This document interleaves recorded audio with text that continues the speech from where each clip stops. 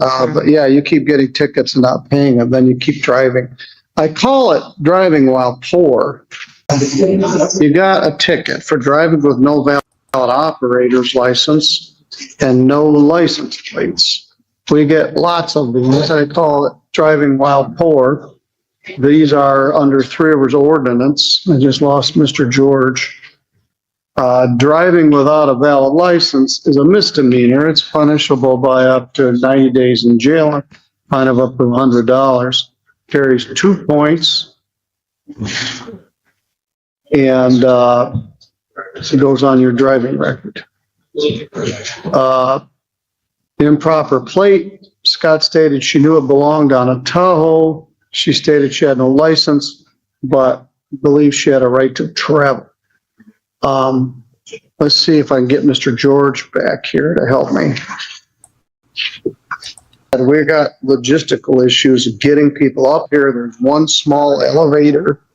One thing, this courtroom didn't have an elevator when it was in use. The whole time it was in use as a courtroom, there was no elevator.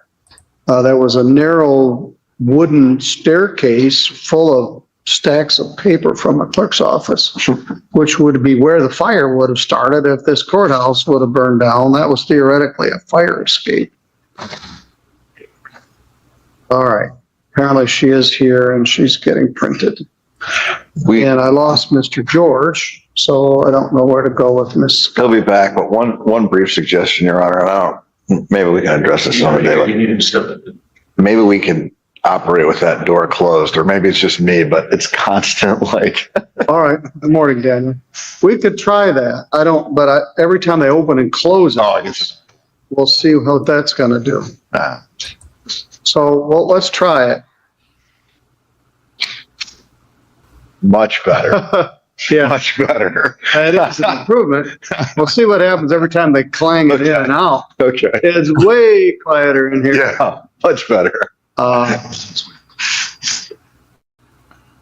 And the morning's just going to get more busy. Miss Scott, you live in Marcellus? Yes, Your Honor. Let's take a look at your driving record.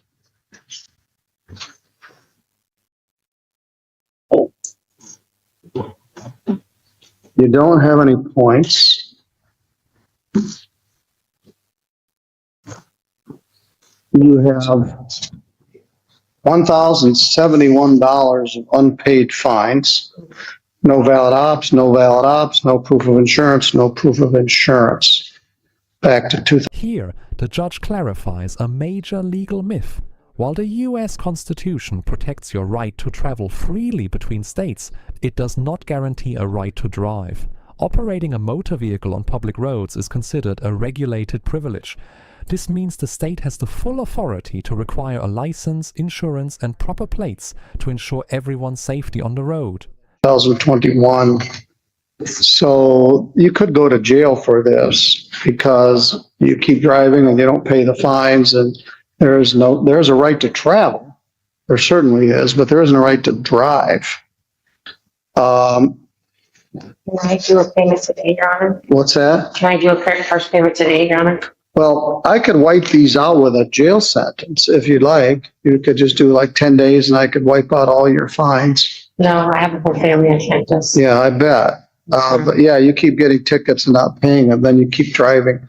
I call it driving while poor, which isn't meant to be an insult, but people don't have enough money. No insurance, no plates. It may not. Often go hand in hand. But you've been driving without a valid license for. I've never had one, Your Honor. You never had one, and I you was got. supposed to be going this week to get one. All right. So are you planning to go get a license? Yes, Your Honor. All right. Well, let's try that. Maybe we could set up for a pre-trial Yeah. after our Drop Dead May Day. Where do you work? Do you work someplace? I'm self-employed. We do wood during the winter and then we just stack up on the summer and they just sell it throughout the year. Well, there's plenty of wood that's been fallen. We got wood. This is Angela Scott, Mr. George. She's got, an ordinance charge with driving without a valid license and no plates. She got $1,000 worth of previous unpaid tickets. Some of it's a booking fee, so she got about $800 worth of unpaid tickets. She would like to try to pay on the old tickets, and she says she has an appointment.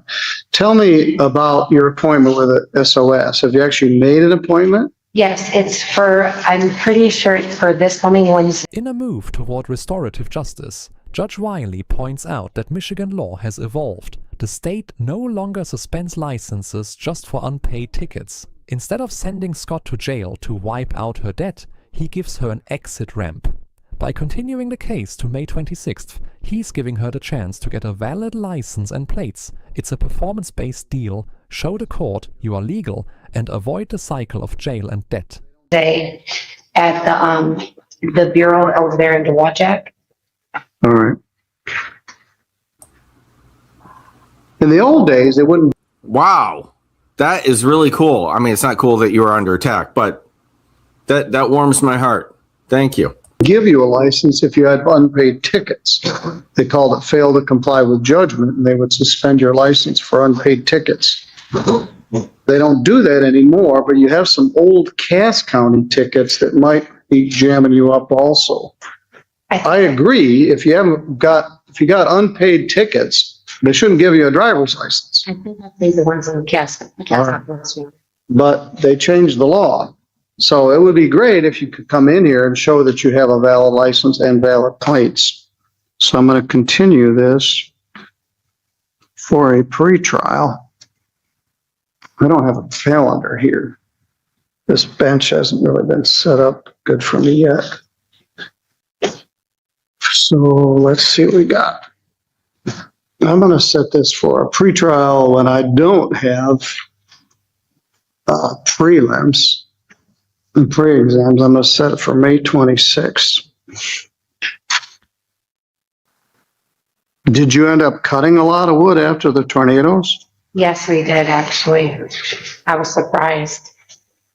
And there's still so much wood on the sides of the road. It's crazy. Yeah, all you can do is just pull up and throw it in your truck. Yes. And they'd be happy to get rid of it. This will be a Tuesday, May 26th,